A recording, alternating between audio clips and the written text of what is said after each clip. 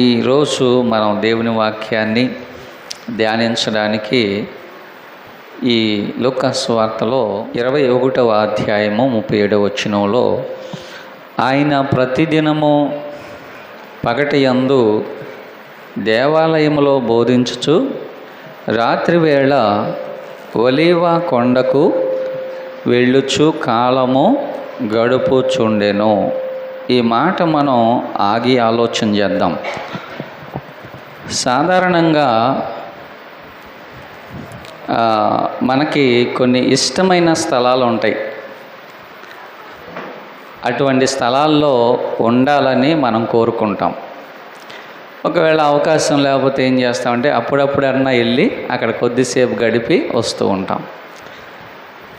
మరి అటువంటి ఇష్టమైనటువంటి ప్రదేశం యేసయ్యకి కూడా ఒకటి ఉంది. హల్లెలూయా. అదే ఒలీవ కొండ. హల్లెలూయా. మరి ఈ ఒలీవ కొండ ఆయన మనకు నేర్పించేటటువంటి ఆత్మీయ పాఠాలు ఏంటో ఈరోజు మనం తెలుసుకుందాం. మొదటిగా ఏమిటంటే మార్కు సువార్త 11వ అధ్యాయము 1 నుండి చదువుదాం. యెరూషలేమునకు సమీపించి ఒలీవ కొండ దగ్గర ఉన్న బేతనియ అను గ్రామములకు వచ్చినప్పుడు ఆయన తన శిష్యులలో 2 పిలిచి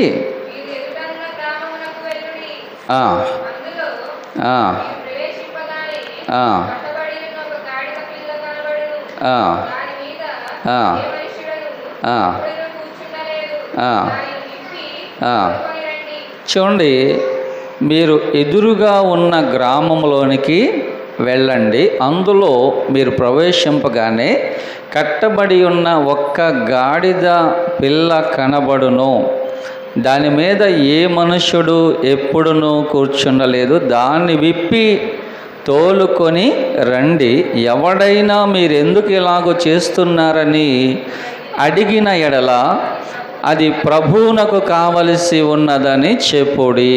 తక్షణమే అతడు దానిని ఇక్కడికి తోలి పంపునని చెప్పి వారిని పంపాను. దేవునికి స్తోత్రం చేయలేదా? హల్లెలూయా. ఇక్కడ యేసు ప్రభు వారు ఒలీవ కొండ దగ్గరకు వచ్చినప్పుడు ఆ కొండ ఎదురుగా ఒక గ్రామం ఉందట. తన 2 శిష్యులను ఆయన చూచి అన్నాడు, మీరు ఆ గ్రామంలోకి వెళ్ళండి, అక్కడ కట్టబడి ఉన్న ఒక గాడిద పిల్లయు దాని యొక్క తల్లి కనపడతాయి, అవి విప్పి నా యొద్దకు తోలుకొని రండి. ఒకవేళ ఎవరైనా ఎందుకు చేస్తున్నావు అని అంటే అది ప్రభువునకు కావలసి ఉన్నది అని వారితో చెప్పండి. తక్షణమే అతడు దానిని విప్పి తోలుకొని పంపునని వారితో చెప్పెను. ఈ మాట విన్నప్పుడు ఒలీవ కొండ యొక్క అనుభవాలలో మొదటిది ఏంటంటే విమోచన. మొదటి మాట ఏంటి? విమోచన. విమోచన అంటే విడుదల, విమోచన అంటే రక్షణ, విమోచన అంటే విడిపించుట. ఇది మనం ఆలోచన చేసినప్పుడు మరి అక్కడ ప్రభు చెప్పిన మాట ఏంటంటే అక్కడ ఒక గాడిద కట్టబడి ఉంటుంది, దాన్ని విప్పి నా యొద్దకు తోలుకొని రండి. అది కట్టబడింది, అక్కడ అది బంధించబడింది, అది అక్కడ తాళ్లతో అది కట్టబడి ఉంది కనుక దానిని విప్పి నా యొద్దకు తోలుకొని రండి. మరి ఎన్ని సంవత్సరాల మట్టి కట్టబడిందో అది మనకు తెలియదు, ఎన్ని సంవత్సరాల మట్టి అది బంధించబడిందో మనకు తెలియదు. యేసు ప్రభు వారు 18 సంవత్సరాల మట్టి సాతాను చేత బంధించబడిన ఒక స్త్రీని ఆయన దేవాలయంలో చూచి ఆమెను స్వస్థపరిచినప్పుడు అందరూ అనుకున్నారు, ఈమెను విశ్రాంతి దినమున స్వస్థపరుస్తున్నాడు ఏంటి ప్రభు, విశ్రాంతి దినం ఏ పని చేయకూడదు కదా అని అంటే ప్రభు ఏమన్నాడు, ఏ ఎద్దైననో ఏ గాడిదైననో గుంటలో పడితే విశ్రాంతి దినమున దానిని బయటికి తీరా మరి 18 సంవత్సరాల నుండి కట్టబడి బంధించబడి ఉన్న అబ్రహాము కుమార్తె అయిన ఈమెను విడిపించుట మీకు న్యాయంగా తోచటం లేదా? అంటే గాడిద కంటే, ఒక పశువు కంటే మనిషి చాలా విలువైన వాడు కాదా? దేవునికి స్తోత్రం, హల్లెలూయా. చూడండి, ఇక్కడ ఈ గాడిద దేనికి సాదృశ్యంగా ఉంది అంటే అది మానవ జీవితానికే సాదృశ్యంగా ఉంది. ఎందుకంటే గాడిదకి విలువ లేదు. గాడిదకి ఏం లేదమ్మా? విలువ లేదు దానికి. మరి అన్నీ దేవుని మందిరంలో ఒక గొర్రెను కానీ, ఒక మేకను కానీ, ఒక ఎద్దును కానీ అన్నిటినీ కూడాను, పావురాన్ని, ఇవి అన్నీ కూడాను సమర్పించవచ్చు. దేవుని సన్నిధిలో సమర్పణ బలి ఇవ్వచ్చు. కానీ గాడిదకు ఆ బలి ఇచ్చేటటువంటి ఆ విలువ గాడిదకు లేదు. దేవుడు అన్నాడు గాడిదను బలి ఇవ్వకూడదు, ఎందుకంటే అది విలువ లేనిది. అది అంతేకాదు గాడిద జ్ఞానము లేనిది అది. ఏమండి, గాడిద జ్ఞానం లేదు. కనీసం మనం రోడ్డు ఉంటే వెళ్తుంటే ఆ రోడ్డు మీద నిలబడిద్ది. అది జ్ఞానం ఉందా దానికి? కనీసం తప్పుకోవాలన్న జ్ఞానం ఉందా? ఆ రోడ్డు మధ్యలో నిలబడిద్ది. ఏదన్నా వచ్చి గుద్దిద్దేమో ఒకవేళ అనే జ్ఞానం కూడా దానికి లేదు. ప్రియదేవుని పిల్లరా, గాడిదకు విలువ లేదు, గాడిదకు జ్ఞానము లేదు. గాడిదకు ప్రియదేవుని పిల్లరా అది భారభరితమైనటువంటి జీవితాన్ని గడిపే గాడిదది. భారభరితమైన, దానికి అన్నీ బరువులే కదా గాడిద మోసేది, బరువులే. గాడిద చాకరీ అంటారే. ఏంటి గాడిద చాకరీ? బరువులు. ఏమంటే ఆ తిరగళ్ళ మోస్తుంది, ఆ బట్టలు మోస్తుంది, ఆ బరువులు మోస్తుంది. గాడిద చాకరీ కదా దాంది. మానవ జీవితం కూడా అలాగే తయారైపోయింది కదా. ఏమండి, దేవుడు సృష్టిలో అతి విలువైన మనిషిని చేశాడు, విలువైన మనిషిని చేశాడు ఆయన. కానీ దేవుడు చేసినటువంటి మనిషి వాళ్ళ ఎలా ఉన్నాడు? ఏమండి, విలువ లేని వాడిగా ఉన్నాడు. అయితే యేసుక్రీస్తు మనలను తన రక్తముతో కొని కడిగి మనలను విలువైన వారిగా చేశాడు ఆయన. హల్లెలూయా, హల్లెలూయా. విలువ లేని దానిని ఎప్పుడైతే గాడిదను తీసుకొచ్చారో, ఎప్పుడు యేసయ్య దాని మీద ఎక్కాడో దానికి ఏమొచ్చింది? విలువ వచ్చింది. యేసయ్య మన జీవితాల్లో లేకపోతే మనకు విలువ ఉందా? విలువ లేదండి. విలువ లేదు. యేసయ్య లేకపోతే మనకి ఏం విలువ ఉంది చెప్పండి? మనం ఎందులో విలువైన వారం చెప్పండి? మనం యేసయ్యను మోస్తున్న గాడిదలం గనకే మనం విలువైన వారం. హల్లెలూయా. అందుకని ఒక ఆయన అన్నాడు, గాడిద నేనయ్యా చిన్ని గాడిద, యేసయ్య సవారీ చేసే గాడిద నేనయ్యా అని ఒక పాట పాడాడు. సండే స్కూల్ పాటలు పాడుతూ ఉంటారు. నిజంగా యేసయ్య లేకపోతే ఏ విలువ ఉందండి? ఆ గాడిద విలువ లేనిది, ఆ గాడిద జ్ఞానం లేనిది, ఆ గాడిద అది భారవాహకము అని బైబిల్లో రాయబడి ఉంది. అంటే బరువులు మోసేది. దాన్ని ప్రభు ఏం చేశాడు? విడిపించాడు. ఇదిగో దాని మీద ఎక్కి ఆయన కూర్చున్నాడు, దానికి విలువను తీసుకొచ్చాడు ఆయన. హల్లెలూయా. ఆ కట్టబడిన గాడిద అది విమోచించబడింది. అలాగే మానవుడి రోజున మనం జ్ఞాపకం చేసుకుంటే యెషయా గ్రంథం 5వ అధ్యాయం చూడండి, 13వ వచనం చదవండి త్వరగా. కావున నా ప్రజలు ఏం లేదమ్మా? నిజంగా లేదా మనకి? చెప్పండి, జ్ఞానం లేదా మనకి? ఎవరో చెప్పట్లా. జ్ఞానం ఉందా లేదా?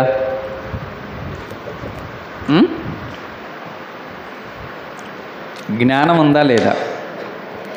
ప్రభు ఏమన్నాడంటే, నా ప్రజలు జ్ఞానము లేకయే చెరపట్టబడిపోవుచున్నారు.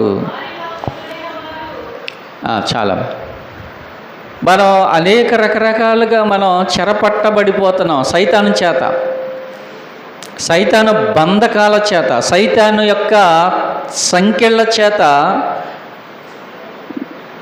ఆమె చూడండి, 18 సంవత్సరాలు మందిరంలో ఉందంట. కానీ ఏం పట్టుకుందామని? ఇదేంటండి, మందిరంలో ఉన్న సైతాన్ని పట్టుకుంటుందా? ఎందుకు పట్టుకోదండి? మందిరంలో ఉంటే సైతాన్ని పట్టుకుంటుందా? చాలామంది అనుకుంటారు.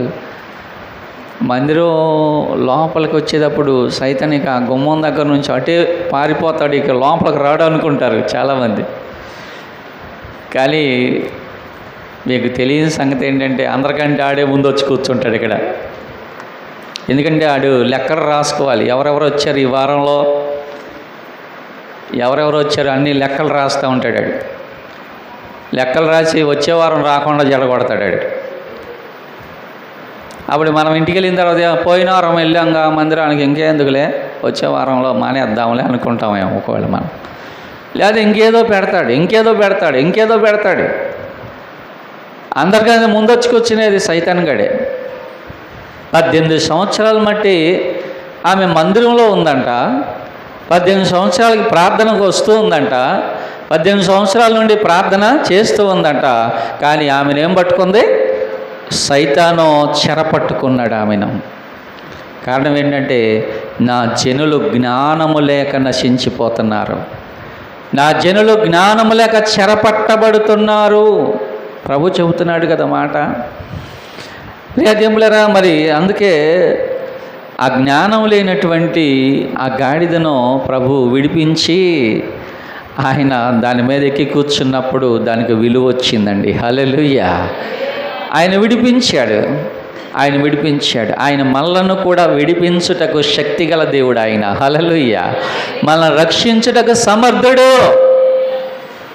ఆ ముగ్గురు భక్తులు అన్నారు, రాజా నువ్వు అగ్నిగుండంలో వేసావుగాక, ఆ అగ్నిగుండంలో నుండి మమ్మల్ని రక్షించుటకు మా దేవుడు సమర్థుడు. దేవుని స్తోత్రం. మనం ఎన్ని అగ్నిగుండాలు మన మీద గుండా వెళ్ళినా సరే, మనం తీసుకెళ్ళి ఎన్ని అగ్నిగుండాల్లో పడేసినా సరే, మనలను రక్షించుటకు దేవుడు సమర్థుడు. ఆహా, ఎంత గొప్ప దేవుడు, ఎంత మంచి దేవుడు మన దేవుడు. నిజంగా ఎన్నో సుడిగుండాల్లో నుంచి మనం బయటపడి ఆయన సన్నిధిలో కూర్చున్నాం మనం. హల్లెలూయా. ఎన్నో సమస్యలు, ఎన్నో అనారోగ్యాలు, ఎన్నో బలహీనతలు. నిజంగా ఈ వారంలో మేము దాదాపుగా పోయిన వారం కానీ ఈ వారం కానీ ఎంతోమంది బలహీనలై హాస్పిటల్లో ఉన్నప్పుడు, ఏమండి మరి వారి ఆ బలహీనతలు అంటే ఏదో చిన్న చిన్న జ్వరాలు కాదు. బలహీనతలు అంటే చిన్న జ్వరమో, లేకపోతే ఇదివరకు వస్తే చిన్న జ్వరం వచ్చేది, లేకపోతే ఏదో టైఫాయిడ్ జ్వరం, ఏదో చిన్నవి వచ్చాయి. కానీ వాళ్ళ అర్థం కాని పరిస్థితులు, అర్థం కాని అనారోగ్యాలు, అర్థం కాని పరిస్థితులు. పోయిన వారం ఈ వారం ఎంతమంది బలహీనలై ఉన్నారో దేవుడు మనం ప్రార్థన చేసినప్పుడు దేవుడు అందరినీ కూడా స్వస్థపరిచాడు. హల్లెలూయా, హల్లెలూయా, హల్లెలూయా. విడిపించుటకు, రక్షించుటకు ఆయనే సమర్థుడు. ఆయన తప్ప ఇంకెవరు లేరు విడిపించే దేవుడు. అక్కడ కట్టబడిన దాన్ని విప్పిన దగ్గరకే తీసుకురండి. ఎందుకు ప్రభు అంటే అది ప్రభువునకు కావలసి ఉన్నది. నువ్వు ఎవరికి ఒక్కర్లేకపోయినా సరే నువ్వు దేవుడికి కావాలి. ఒకవేళ నీ అన్నదమ్ములకి నీ అవసరం లేకపోవచ్చు, నీ తల్లిదండ్రులకి నువ్వు అవసరం లేకపోవచ్చు, అది ఎప్పుడో చచ్చిందిరా అనుకోవచ్చు. కానీ నువ్వు దేవునికి కావాలి. దేవుడు నిన్ను కోరుకుంటున్నాడు. హల్లెలూయా. దేవుడు నిన్ను కోరుకుంటున్నాడు. హల్లెలూయా. నువ్వు దేవునికి కావాలి.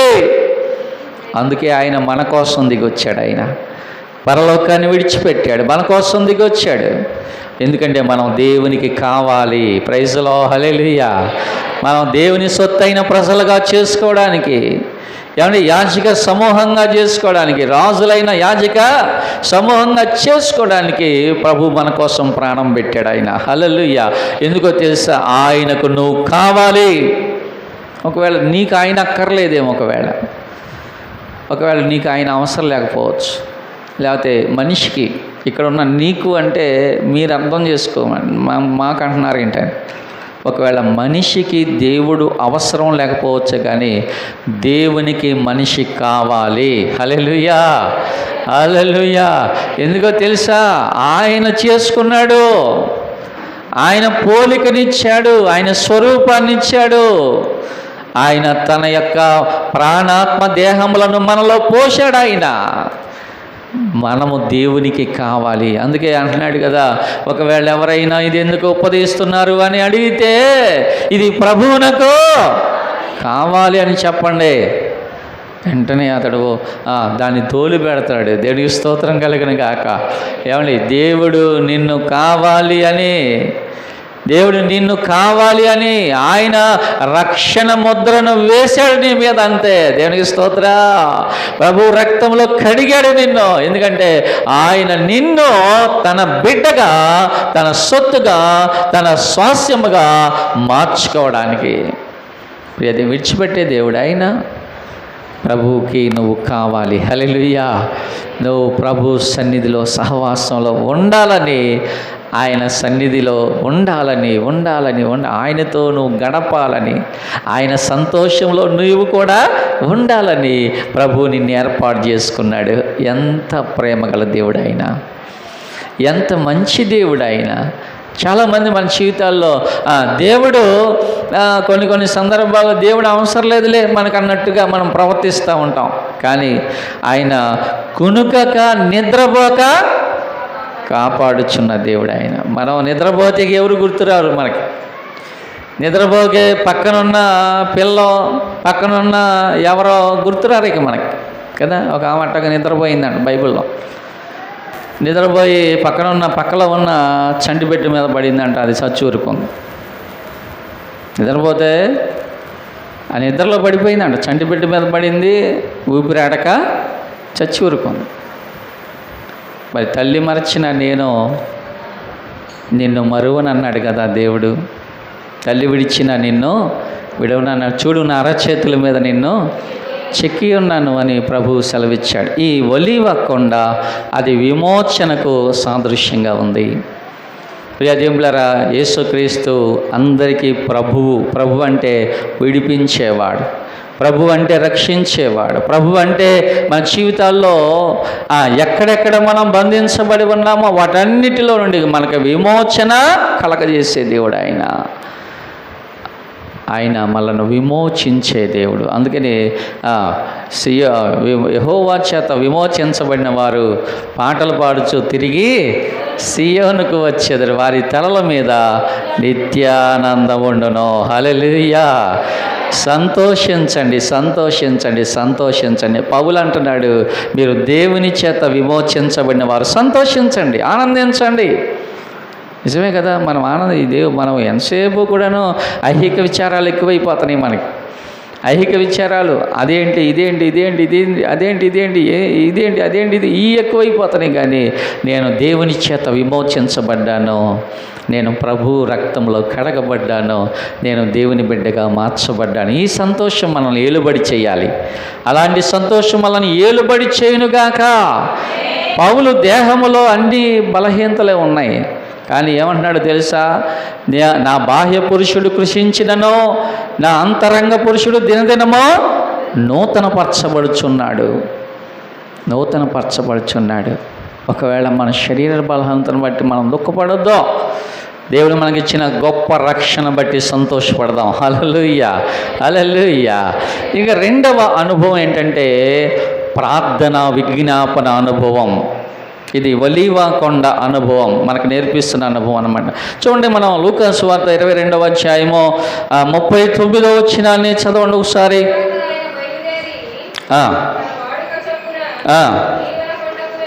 చూడండి, ఆయన తన వాడుక చొప్పున ఎక్కడికి వెళ్ళాడు? ఆయన వాడుక అంటే ఏంటి? అలవాటు, హ్యాబిట్ కదండి.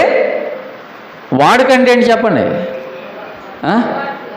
మీ తర్వాత చదువుదు కానీ అమ్మా, ఉందని ఆ మాట వినండి. ఒకళ్ళు చదివేశారు గారు రెఫరెన్స్, ఇంకా మీరు ఎందుకు చదువుతారు? వాడుకంటే ఏంటి? అలవాటు కదా, హ్యాబిట్. మనకి లేనిపోయిన హ్యాబిట్లు ఉంటాయి, కానీ ప్రార్థన హ్యాబిట్ కనపడతలా. ఎందుకు వెళ్ళాడు ఒలీవ కొండకి? ఆయన ప్రతిరోజు కూడా ఒలీవ కొండకి వెళ్తూ ఉండేవాడంట. ఎందుకు వెళ్ళాడు ఒలీవ కొండకి? ప్రార్థన చేయడానికి వెళ్ళాడు. ఆయన ప్రార్థన చేయడానికి వెళ్ళాడు. అప్పుడు చూడండి, ఆ మాటలు చదవండి.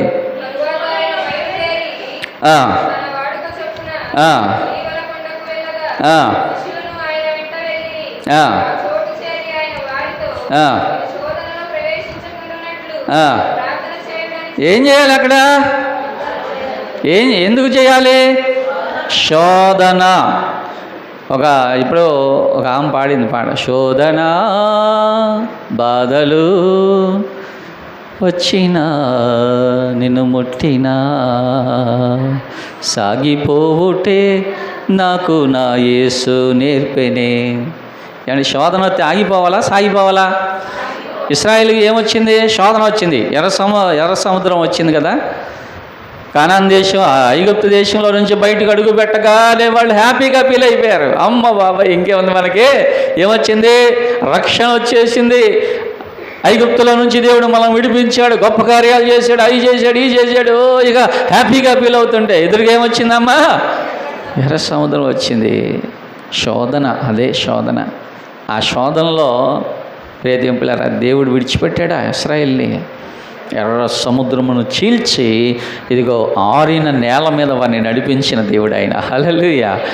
ఏమండి, మన శోధనలో మనం విడిచిపెడతాడా దేవుడు?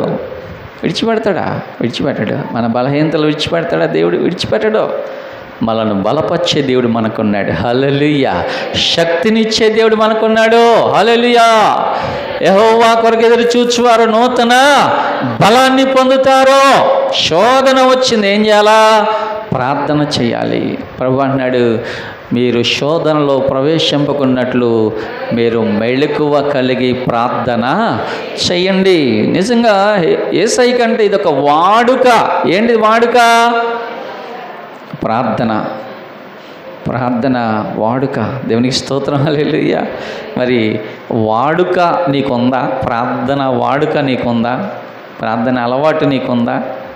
లేకపోతే ఆదివారం ప్రార్థన గుర్తు వస్తుందా? అలవాటు ఉందమ్మా ప్రార్థన. ఆయన పగలంతా కూడా ఏం చేసేవాడు? సువార్తను బోధించేవాడు. పగలంతా కూడా రోగులను స్వస్థపరిచేవాడు. రాత్రి ఒలీవ కొండకి వెళ్ళి ఏం చేసేవాడు? ప్రార్థన చేసే. రాత్రి అంతా దేవుని సన్నిధిలో గడిపేవాడు. రాత్రి అంతా దేవుని శక్తిని పొందుకునేవాడు. రాత్రంతా కూడా ఇదిగో ఈ పరిసయ్యులు వీళ్ళు ఉన్నారే, ప్రభువుని బాగా శోధిస్తూ ఉండేవాళ్ళు. ఎక్కడికి వెళ్ళినా ఈ పరిసయ్యులు వెంటబడతా ఉండేవాళ్ళు ప్రభువుకి. వాళ్ళు అడుగడుగున అడ్డపడతా ఉండేవాళ్ళు. మరి ఆ శోధనలన్నీ ఎలా జయించాడు ఆయన? ప్రార్థన. హల్లెలూయా. ప్రార్థన మన పరిస్థితులను, స్తుతి మన స్థితిని మారుస్తుంది. ప్రార్థన వాడుక చేసుకో. రాజబాబు అన్న పాట పాడాడు కదా, వేడుకగా నీవు గుడికెళ్ళేవు, వాడుకగా వాక్యము విన్నావు, నీ దేహమే దేవుని గుడి అని. ఎక్కడుంది గుడి అమ్మా? ఎక్కడుంది గుడి? ఈ గుడిలో ఏముండాలి? ఎప్పుడు కూడా ప్రార్థన ఉండాలి. అంటే గుళ్ళు అంటే పాత నిబంధన క్రొత్త నిబంధనకి ఛాయ అన్నాడు, అంటే నీడ అని అర్థం. పాత నిబంధనలో ఎప్పుడు కూడా దేవాలయంలో ప్రార్థన ధూపం వేస్తూ ఉండాలి. ఎప్పుడు కూడా యాజకులు ఏం చేయాలి? 24 గంటలు యాజకులు ధూపం వేస్తూ ఉండేవాళ్ళు. ఏంటి ఆ ధూపం? కొత్త నిబంధనలోకి వచ్చేటప్పటికి ప్రార్థన. పాత నిబంధనలో ధూపము, క్రొత్త నిబంధనలోకి వచ్చేటప్పటికి ప్రార్థన. మరి ఇప్పుడు గుడి అంటే ఏంటి? పాత నిబంధనలోనేమో యెరూషలేములో ఉన్న దేవాలయం, క్రొత్త నిబంధనలోకి వచ్చేటప్పటికి నీ దేహమే. ఇప్పుడు ఆ దేవాలయంలో ధూపం ఉండాలి, ఈ దేవాలయంలో ఏముండాలి? వాడుక. వాడుకంటే అదేదో కొత్త మాట అనుకునేరు. ప్రార్థన వాడుక. దేవునికి స్తోత్రం. హల్లెలూయా. యేసయ్యా నా ప్రార్థన ఆలకించయ్యా, నా ప్రార్థన ఆలకించయ్యా. ప్రార్థన ఆలకించు వాడవు నీవు కదా ప్రభువా. ప్రార్థనా జీవితాన్ని మనం వాడుకగా చేసుకోవాలి. చాలామంది ప్రియదేవులారా ప్రార్థన లేకపోతే వాళ్ళ కుటుంబాల్లో జయము అనేది ఉండదమ్మా. జయం ఉండదు ప్రార్థన లేకపోతే. దావీదు ఎక్కడికి వెళ్ళినా ఏం కలిగిందంట? జయం కలిగిందంట. దావీదు ఎక్కడికి వెళ్ళినా దేవుడు అతన్ని కాపాడుతున్నాడు. దావీదు ఎక్కడికి వెళ్ళినా అతనికి జయము కలిగింది. ఎందుకు కలిగింది? దావీదు ప్రార్థన అనుభవం కలిగిన వాడు. దినమునకు 7 సార్లు అంట. ఎన్నిసార్లు అంటమ్మా? కనీసం 3 సార్లు అన్నా ప్రార్థన చేస్తే బాగుండు కదా. ప్రార్థన అనుభవం కలిగిన వాడు దావీదు, దానియేలు ప్రార్థన అనుభవం కలిగిన వాడు. బైబిల్ ఎంతోమంది ఉన్నారు ప్రార్థన అనుభవం కలిగిన వారు. ప్రార్థన ఉండాలమ్మా. యేసయ్య మనకు నేర్పిస్తున్నటువంటి ఆ ప్రార్థన అనుభవాన్ని మనం చూస్తే, యేసయ్య ప్రార్థన జీవితాన్ని మనం గమనిస్తే, ఏప్రిల్ రాసిన పత్రికలో 5వ అధ్యాయం 7వ వచనంలో ఒక మాటను చదవండి. 5:7 శరీరధారి అయి ఉన్న దినములలో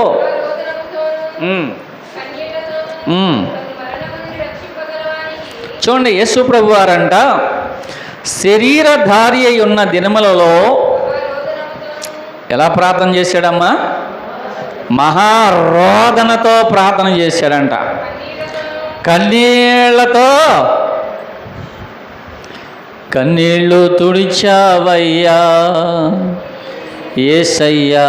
మనకు పాటలే, మన అనుభవం ఏంటంటే పాటలే అనుభవం. మనం కన్నీళ్ళు కార్చి ప్రార్థన చేయండి అంటే మనకి మన అనుభవం ఏంటంటే పాట పాడితే ఇక కన్నీళ్ళు కార్చినట్టే. అంటే పాట పాడి భక్తి చేస్తున్నటువంటి అనుభవాల్లో ఉన్నామా, లేకపోతే నిజమైనటువంటి అనుభవాలతో పాటలు పాడుతున్నామా? పాటలు రాసిన భక్తులందరూ కూడా ఎలా రాశారంటే వారి అనుభవాలు రాశారు. చెడిన నన్ను కడిగిన ప్రేమ, పడిన నన్ను లేపిన ప్రేమ, మరువజాలని ప్రేమ, నన్ను మరువని ప్రేమ, ఇదిగో కలువరి సిలువ ప్రేమ. ఎందుకు రాశాడు ఆ పాట అంటే, ఆయన పాపం ఆ రాజబాబు అన్న ఆ గుంటల్లో, పెంటపోగుల్లో, ఆ మురికి కాలువల దగ్గర తాగి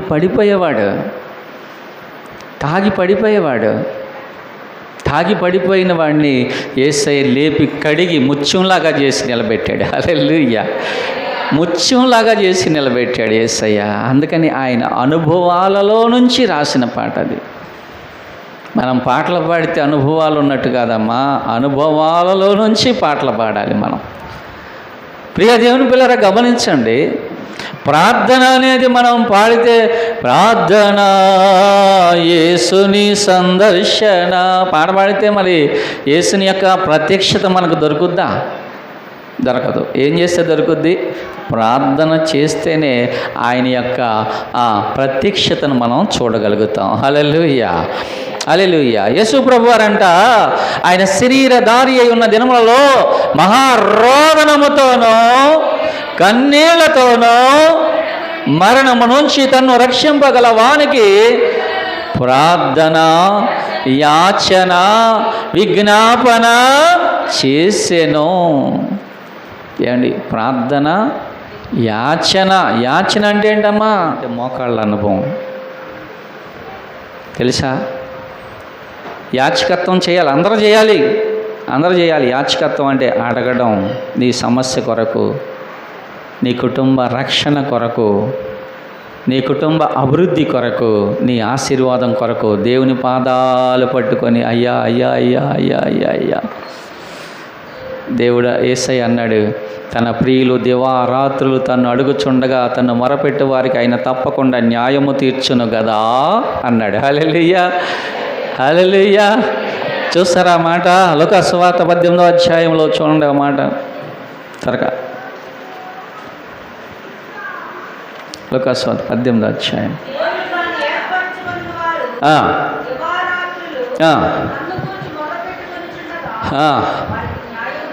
తీర్చడా? ఎప్పుడు ప్రార్థన చేస్తున్నారంటే వీళ్ళు తను ఏర్పరచుకున్నవారు. అమ్మా నిద్రపోకండి. తాను ఏర్పరచుకున్నవారు దివారాత్రులు దేవుని దగ్గర మొర్ర పెట్టుకొని చుండగా వారికి న్యాయం తీర్చడా? ఈ మాట ఎవరన్నారు? సాక్షాత్తు యేసయ్యే అన్నాడు. ఈ మాట యేసయ్యే అన్నాడు. ప్రియదేవులను మనం ఏం నేర్చుకోవాలి అంటే, యేసు ప్రభువారు పగలంతా కూడా ఆయన పరిచర్య చేసి రాత్రి ఒలీవ కొండకు వెళ్ళి అక్కడ ఏం చేసేవారు? ఆయన ప్రార్థన చేసేవాడు. ఎలా చేసేవాడు ప్రార్థన అంటే ఆయన మహారోదనముతోనూ. ఎప్పుడన్నా రోదనతో మనం ప్రార్థన చేశామా? దేవుని వాక్యం కూడా సెలవిస్తుంది ఏంటంటే, రోదన చేయు స్త్రీలను పిలవనంపండి. రోదన చేసేవాళ్ళు కావాలి సంఘంలో. నీవు రోదన చేసే ప్రార్థన చేయడానికి దేవుడు నిన్ను పిలుస్తున్నాడు. హల్లెలూయా. కావాలి. రిక్వైర్మెంట్ ఉంది, ఇక్కడ రిక్వైర్మెంట్ ఉంది. ఖాళీలు ఉన్నాయి, నువ్వు వస్తావా? దేవుడు అడుగుతున్నాడు. ఖాళీలు ఉన్నాయి, నువ్వు వస్తావా? ఖాళీలు ఉన్నాయి సంఘంలో, ఖాళీలు చాలా ఉన్నాయి. ఖాళీలు ఉన్నాయి. ఏదైనా జాబ్ ఖాళీలు ఉన్నాయి అంటే మనం ఏం చేస్తాం? వెంటనే మనం ఏం చేస్తామమ్మా? ఉండమ్మా ఒకసారి. ఏం చేస్తాం మనం? చదువు. రెఫరెన్స్ చెప్పు.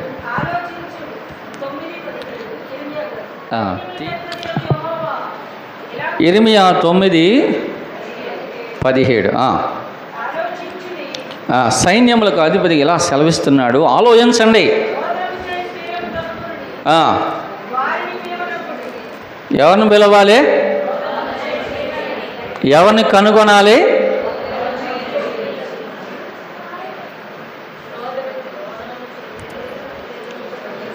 ఎవరిని కనుగొనాలి? సంఘంలో ఎవరిని కనుగొనాలి? కనుగొనాలి వారిని. ప్రభు సన్నిధిలో సంఘములో ఖాళీలు చాలా ఉన్నాయి. ఏ ఖాళీలు? రోదన చేయు స్త్రీలు కావలెనో. వాంటెడ్. పేపర్ ప్రకటన వచ్చేసింది. వాంటెడ్. ఖాళీలు ఉన్నాయి. ఎవరు కావాలి? బాగా రోదన చేసేవారు కావలెను. కన్నీళ్లతో ప్రభు సన్నిధిలో కన్నీటి ప్రార్థన చేసేవారు కావలెను. అది పేపర్ ప్రకటన. మరి నువ్వు అప్లై చేసుకుంటావా?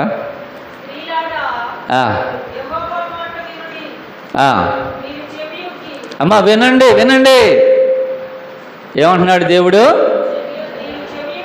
స్త్రీలారా, వింటున్నావా?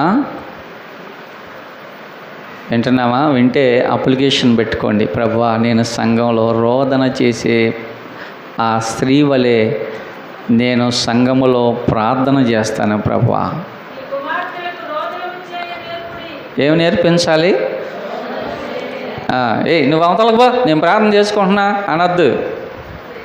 పిల్లలను చూసి హే అవతలకు ఆడుకో, రోడ్డు మీదకి వెళ్ళి ఆడుకో అనొద్దు దయచేసి. వాళ్ళకు కూడా ఏం నేర్పించాలంట? మీ పిల్లలకు రోదన చేయుట నేర్పించండి. ఒక ఆమె అంట, చిన్నపిల్ల ప్రార్థన చేస్తూ మోకాళ్ళు వేసి చేతులు పైకెత్తి చిన్నపిల్ల ప్రార్థన చేసిందంట. ఏమనంటే, దేవా బొవ్వా ఆమెన్ అందంట. దేవా బొవ్వా ఆమెన్ అందంట. నిజంగా ఏంటమ్మా నువ్వు అలా చేస్తావు అంటే, ప్రార్థన చేసేటప్పుడు మా అమ్మ ఆ భోజనం చేసేటప్పుడు మోకాళ్ళు వేసి చేతులు పైకెత్తి దేవుని సన్నిధిలో ప్రార్థన చేసి భోజనం చేస్తుంది మా అమ్మ. మరి నాకు అంత రాదు కదా, నేను చిన్నపిల్లను కదా, అందుకని నాకు వచ్చిన ప్రార్థన ఏదో నేను చేశాను. మా అమ్మని చూసి నేను చేశాను. హల్లెలూయా. మీరు పిల్లలకి ఏం నేర్పించాలి? నేనన్న మాటేనా? లేకపోతే మన పిల్లలు ఏమి నేర్చుకుంటున్నారో కూడా మనం గమనించాలి కదా. మన పిల్లలు ఏమి నేర్చుకుంటున్నారో కూడా గమనిస్తూ ఉండాలి. మనం గమనించకపోతే సైతానుగాడు నేర్పవలసినవన్నీ వాడు నేర్పిస్తాడు. అవి నేర్చుకోకూడని విషయాలు, కానీ అవి సైతానుగాడు నేర్పిస్తాడు. ఎవరికి? మన పిల్లలకి. ఇక అలా పెరిగి పెద్దవాడైనప్పుడు దానిలో నుంచి చెప్పరే. తొలగిపోయి నువ్వు ఎంత మొత్తుకున్నా, అప్పుడు నువ్వు రోదన చేసినా అప్పుడు నీకు ప్రయోజనం లేదు. వాడి చిన్న పిల్లాడు అప్పుడే వాడికి నేర్పించాలి నువ్వు.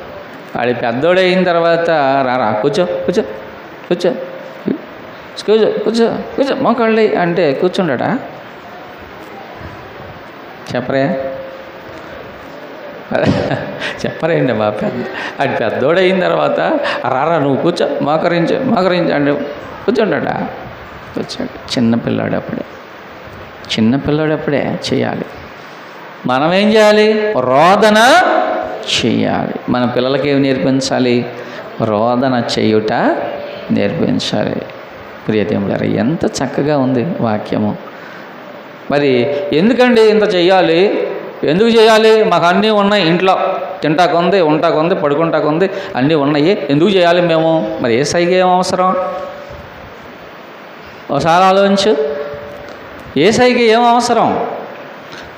ఆయన మహారోదనముతోనూ కన్నీళ్లతోనూ తన్ను మరణము నుండి రక్షించగలిగిన వానికి యాచనలు ప్రార్థనలు చేసి ఆయన అంగీకరించబడ్డాడు. అందుకే నువ్వు కూడా అంగీకరించబడినట్లుగా ప్రార్థన చేయాలి. దేవునికి స్తోత్రం. హల్లెలూయా, హల్లెలూయా, హల్లెలూయా, హల్లెలూయా. ప్రార్థన ఒక వాడుకగా చేసుకోవాలి. ప్రార్థన వాడుకగా చేసుకోవాలి. పొద్దున్నే లేచి బ్రష్ చేసేస్తున్నాం, వాడుక అయిపోయింది మనకి చిన్నప్పటి నుంచి కదా, అవునా కదా? అది ఎవరు చెప్పాల్సిన అవసరం లేదు. పొద్దున్నే లేచి పేస్ట్ తీసుకో, బ్రష్ తీసుకో, వేసుకో, ఎంతసేపు చెబుతాం? అది అలాంటి పిల్లలకి చెబుతాం. ఇంకా వాడు పెరిగిన తర్వాత మనకి ఎవరు చెబుతున్నారు? ఎవరు చెప్పరు. మనమే పొద్దున్నే లేచి పేస్ట్ తీసుకొని బ్రష్ చేసుకొని, ఎందుకు? వాడుక అయిపోయింది. ఇంకా అది లేకుండా మనం ఏమి తినలేము. వాడుక అంటే అదే. దేవునికి స్తోత్రం. హల్లెలూయా. ప్రార్థనను వాడుక చేసుకోగలిగితే నీ కుటుంబంలో అన్ని విజయాలే. మూడవది మత్తయి సువార్త 17:1 చదవండి. ఇప్పుడు 2 చెప్పుకున్నాం కదా, 2 చెప్పాం కదా. ఒకటేంటో చెప్పండి. విమోచన. ఏంటివి? ఒలీవ కొండ దగ్గర మనం నేర్చుకునే అనుభవాలు, యేసయ్య మనకు నేర్పిస్తున్న ఆత్మీయ పాఠాలు. ఇక మూడవది ఏంటంటే మత్తయి 17:1, 6 దినాలైన తర్వాత యేసు పేతురును యాకోబును సహోదరుడైన యోహానును వెంట పెట్టుకొని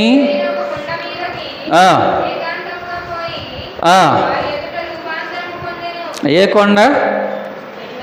ఎత్తైన కొండ. ఏ కొండ అదే తెలుసా? ఒలీవ కొండ. హల్లెలూయా. ఎందుకంటే యేసు ప్రభువు ఎప్పుడు కొండ మీదకి వెళ్ళినా ఒలీవ కొండ ఇక మనం గుర్తుపెట్టుకోవాల్సింది. ఎత్తైన ఒక కొండ మీదకి వెళ్ళి ఆ ఒలీవ కొండ మీద వారి ఎదుట ఆయన రూపాంతరము పొందెను. దేనికి స్తోత్రం చేద్దామా? చెప్పేయండి. మూడవది ఏంటి? రూపాంతర అనుభవము. దేనికి స్తోత్ర. ఎవరైతే ఎవరినెవరిని తీసుకెళ్ళాడు ఆ కొండ మీదకి? యాకోబు, పేతురు, యోహాను. మీరు చూడండి, కొన్ని బైబిల్లో చూస్తే ఈ ముగ్గురు కూడా ప్రభువుకి అత్యంత సన్నిహితమైనటువంటి శిష్యులు. వీళ్ళు ఆ నాయరు కుమార్తెను బ్రతికించేటప్పుడు కూడా ఎవరెవరిని తీసుకెళ్ళేది తెలుసా? ఈ ముగ్గురినే. ఆ మిగిలిన వాళ్ళు బయట ఉండండి మీరు అన్నాడు. మీరు బయట ఉండండి, మీరు నాతో రండి అని చెప్పి ఆ ఇంటి లోపలికి తీసుకెళ్ళి, చిన్నదానా లేమ్మా లే, చిన్నదానా లేచి కూర్చోండి. అవి ఎవరు చూశారు? ముగ్గురు. అలాగే మనం చూస్తే బైబిల్లో ఇంకా చాలా సందర్భాలు కనిపిస్తూ ఉంటాయి. ఈ ముగ్గురు ప్రభువుతో కూడా ఎప్పుడు ఉండేటటువంటి వారు, అంటే సాన్నిహిత్యం కలిగినటువంటి, అత్యంత సన్నిహితంగా ఉండేవారు ప్రభువుతో. ఇక్కడ రూపాంతర అనుభవం కూడా గమనించండి. ఎవరిని తీసుకెళ్ళాడు? 12 మందిని తీసుకెళ్ళాడా? తీసుకెళ్ళా, ముగ్గురినే తీసుకెళ్ళాడు. అంటే దీని అర్థం ఏంటో తెలుసా? ఎవరైతే అత్యంత సన్నిహితంగా దేవునితో సహవాసం చేస్తారో వారికి తన ప్రత్యక్షతను ఆయన బయలుపరుస్తాడు. అందరికీ చేస్తాడా? No no no. 12 మంది ఆయన శిష్యులే కదా, 12 మందికి అవకాశం లేదు కదా. 12 మంది ఎవరైతే ఆయనతో సన్నిహితంగా అన్యోన్య సహవాసం. ఏ సహవాసమా? దాన్ని బైబిల్ ఏమన్నారంటే కొయనోనియా, గ్రీకులో కొయనోనియా అంటే అత్యంత సన్నిహితమైన సహవాసము దేవునితో చేస్తారో దేవుడు వారికి తన ప్రత్యక్షతను, తన దర్శనాన్ని, తన యొక్క వాక్కును ఆయన వినిపిస్తాడు. ఆయన తన చిత్తాన్ని ఆయన బయలుపరుస్తాడు. తన ఉద్దేశాన్ని, తన సంకల్పాన్ని వారికి తెలియజేస్తాడు. దేవుడు నాతో మాట్లాడతలేదు, దేవుడు నాతో మాట్లాడతలేదు అని మనం బాధపడే కంటే అసలు ఎందుకు మాట్లాడతలేదు? ఆయన చూసే కన్నులు నీకు ఉన్నాయా? ఆయన స్వరం వినే చెవులు నీకు ఉన్నాయా? ఆయన దర్శనాన్ని చూసే హృదయం నీలో ఉందా? ప్రశ్న వేసుకోవాలి. నాతో మాట్లాడి ఎన్నాళ్ళు ఉంటావు? ఎందుకు మాట్లాడతలేదంటే నువ్వు దేవునితో అన్యోన్య సహవాసములో ఫెయిల్ అయిపోతున్నావు కనుకనే ఒక మాట ఉంది బైబిల్లో, చూడండి. రోమిలి రాసిన పత్రిక 12:2. ఏంటమ్మా? ఈ లోక మర్యాదను ఎక్కడ ఫెయిల్ అయిపోతున్నాం మనం? అది లోక మర్యాదను అంటే లోకం పద్ధతి వేరు, దేవుని పద్ధతి వేరు. నేను లోకంలో ఉండి దేవుణ్ణి ఆరాధిస్తాను, నేను లోకంలో ఉండి దేవుణ్ణి ప్రార్థన చేస్తాను, నేను లోకంలో ఉండి దేవుని యొక్క కార్యాలు జరగేటట్టుగా నేను చూస్తాను అనేది ఎలా కుదరదు. లోకానికి దేవునికి ఎప్పుడు కూడా సాంగత్యము, ఈ లోక స్నేహము దేవునితో వైరమని మీరు ఎరుగురా. ఈ లోకంతో స్నేహం చేసేవాడు దేవుని యొక్క దర్శనాన్ని పొందుకోలేడు కదా. అందువల్ల మనం ఏం చేయాలి? మీరు ఈ లోక మర్యాదను అనుసరింపక ఉత్తమమును అనుకూలమును సంపూర్ణమునై ఉన్న దేవుని చిత్తమేదో పరీక్షించి తెలుసుకొనున్నట్లు, దేవుని చిత్తము తెలుసుకొనున్నట్లు, దేవుని ఉద్దేశము తెలుసుకున్నట్లుగా, దేవుని సంకల్పము నీవు ఎరుగునట్లుగా నీ మనస్సు మారి నూతన మగుట వలన రూపాంతరము పొందండి. అదమ్మా అసలు విషయం. దీన్ని ఇంకేమని వివరించాలి నేను మీకు? ఇంకా ఏమని లోతుగా వెళ్ళాలి లోతుగా వెళ్ళాల్సిన అవసరం లేదు. ఉన్న మాట ఏదో అక్కడే చెప్పేసాడు. ఎందుకండి నాకు దర్శనాలు కలగట్లేదు, ఎందుకండి దేవుని స్వరాన్ని వినలేదు? అదే ఆయనతో అన్యోన్య సహవాసము మనకి కొరవడింది, కొదువైంది గనక దాన్ని మనం ఏం చేయాలి? మనం రెక్టిఫై చేసుకోవాలి. మనం దాన్ని మళ్ళా రెస్టోరేషన్ చేసుకోవాలి. హల్లెలూయా. తిరిగి దేవునితో సహవాసాన్ని మనం పునరుద్ధరించుకోవాలి. అందుకే కదా దేవుడు నిన్ను పిలిచాడు ఆయనతో సహవాసం చేయడానికి. దేనికి పిలిచాడమ్మా? దేవుడు మిమ్మల్ని పిలిచిన పిలుపుని చూడండి. ఎందుకు పిలిచాడు ఆయన? ఆయన కుమారుడైన యేసుక్రీస్తుతో మీరు సహవాసం చేయాలని. 1 కొరింథీ పత్రిక 1వ అధ్యాయం 9వ వచనంలో ఉంది ఆ మాట.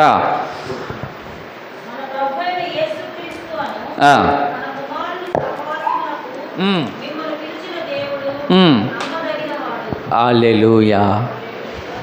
ఎవరి సహవాసానికి పిలిచాడు దేవుడు మనల్ని?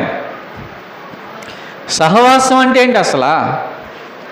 సహవాసం అంటే వారానికి ఒక్కసారి ఆయనతో హలో యేసయ్యా ఎలా ఉన్నావు అంటమేనా? వారానికి వీక్లీ వన్సా? సహవాసం అంటే ఏంటమ్మా? ఒక ఆమె అక్కడ బస్సు దిగింది, మన సెంటర్లో బస్సు దిగింది. అంటే మన సెంటర్లో జరిగింది కాదు కానీ వేరే చోట జరిగింది. మన సెంటర్లో బస్సు దిగింది. ఆమె విజయవాడలో ఎక్కింది బస్సు. ఆకునూరు వరకు మాట్లాడుతూనే ఉంది. ఎవరితో? ఫ్రెండ్తో. బస్సు దిగింది. బస్సు దిగిన తర్వాత కూడా ఫోను మాట్లాడుతూనే ఆ చివరి వరకు వెళ్ళిపోయింది. అంటే ఎంత టైం తీసుకుంటుంది చెప్పండి? చాలా టైం తీసుకుంటుంది కదా. ఇంటికి వెళ్ళిన తర్వాత కూడా ఆ సంభాషణ కంటిన్యూ చేస్తూనే ఉంది. ఏమంటారు దాన్ని? ఏమంటారు అంటే డీప్లీ ఫ్రెండ్షిప్ అంటారు కదా, అవునా? డీప్లీ ఫ్రెండ్షిప్ అన్నమాట. మరి సహవాసం అంటే ఏంటి చెప్పండి అమ్మా? సహవాసం అంటే ఏంటి? అప్పుడప్పుడు వచ్చి యేసయ్యని పలకరించి ఇలా చెప్పి వెళ్ళిపోవడమేనా? అంతేనా? దేవునితో సహవాసం. అందుకే యెహోవా ధర్మశాస్త్రమందు ఆనందించు, దివారాత్రము దాన్ని ధ్యానించువాడు ధన్యుడు. ధ్యానించడం అంటే ఏంటమ్మా? ధ్యానించడం అంటే చదవడం కాదు. చదివిన వాక్యాన్ని నీకు నీవే మాట్లాడుకుంటూ ఉండడాన్నే ధ్యానించడం అంటారు. ఎప్పుడన్నా మాట్లాడుకున్నావా అమ్మా? మాట్లాడుకున్నావు ఎప్పుడన్నా? ఎప్పుడు మాట్లాడుకోలేదా? దాన్నే కొయనోనియా, అన్యోన్య సహవాసము. అంటే మనం ఎక్కడున్నా సరే, పనిలో ఉన్నా, ఉద్యోగంలో ఉన్నా, కూర్చున్నా, అంట్లు తోముతున్నా, బట్టలు తూగుతున్నా, అండి మనం ఇల్లు ఊడుస్తున్నా మనం చెప్పుకోవచ్చు కదమ్మా. దుష్టుల ఆలోచన చొప్పున నడవక, పాపుల మార్గంలో నిలవక, అపహాస్యాలు కూర్చుండగా యెహోవా ధర్మశాస్త్రం అందు ఆనందించు, దివారాత్రం దాన్ని ధ్యానించేవాడు ధన్యుడు. ఏం చేస్తున్నావే? ఇల్లు ఉడుతున్నానయ్యా. రా నీళ్లు తోడు. వస్తున్నానయ్యా. ఎక్కడ మొదలు పెట్టాను? దుష్టుల ఆలోచన చెప్పాడు, పాపుల మార్గంలో నిలవగా, అపహాస్యాలు కూర్చుండగా యెహోవా ధర్మశాస్త్రం అందు ధ్యానించేవాడు ధన్యుడు. ఆయన ఏమన్నా కొడతాడా? ఏంటే నువ్వు నీళ్లు తోడకుండా ధ్యానిస్తున్నావు అని కొడతాడమ్మా? కొట్టడు. ఎందుకంటే నీళ్లు తోడతానే ధ్యానిస్తున్నావు నువ్వు. దుష్టుల ఆలోచన చెప్పుతాడు, పాపుల మార్గం నిలవక, అపహాస్యాలు కూర్చుండక. ఏమయ్యో నీళ్లు పెట్టేశాను. సరే. కొడతాడమ్మా? ఎప్పుడు కొడతాడో తెలుసా? నీళ్ళు తోడమంటే తోడుకో అన్నావు చూసావా? తోడుకో. నేనేం చేస్తాను అనుకుంటున్నాను? ధ్యానిస్తున్నాను. నేను వాక్యాన్ని ధ్యానిస్తున్నాం, మేము వాక్యాన్ని ధ్యానిస్తున్నా అన్నావు చూసావా? అప్పుడు ఉంటుంది. నువ్వు పని చేస్తూ తోడవచ్చు, నువ్వు కూర్చొని ధ్యానించవచ్చు. ధ్యానించడం చాలా ఇంపార్టెంట్. ఆయనతో అన్యోన్య సహవాసము, కొయనోనియా. ప్రైజ్లో హల్లెలూయా. కొయనోనియా. ఈ అన్యోన్య సహవాసం ఎప్పుడైతే నువ్వు కలిగి ఉంటావో నీవు రూపాంతర అనుభవాలలోకి వెళతావో. హల్లెలూయా. అందుకే యేసయ్య దావీదు ఏమన్నాడు తెలుసా? ఎక్కలేనంత ఎత్తైన కొండ మీదకి నన్ను. ఏంటా కొండ? రూపాంతర అనుభవాల కొండ. ఆయన దర్శనాలు చూసే కొండ, ఆయన ప్రత్యక్షతలను చూసే కొండ. ఆ కొండపైకి నన్ను ఎక్కించయ్యా. దావీదు ప్రార్థన చేశాడు. మరి నువ్వు ప్రార్థన చేస్తావా? ఈ ఒలీవ కొండ రూపాంతర అనుభవాల కొండ. దేవునికి స్తోత్రం. హల్లెలూయా. ఇక లాస్ట్ వన్, ఫోర్త్ వన్ చూడండి. అపోస్తలుల కార్యాల గ్రంథము 1వ అధ్యాయం 9వ వచనం చదవండి.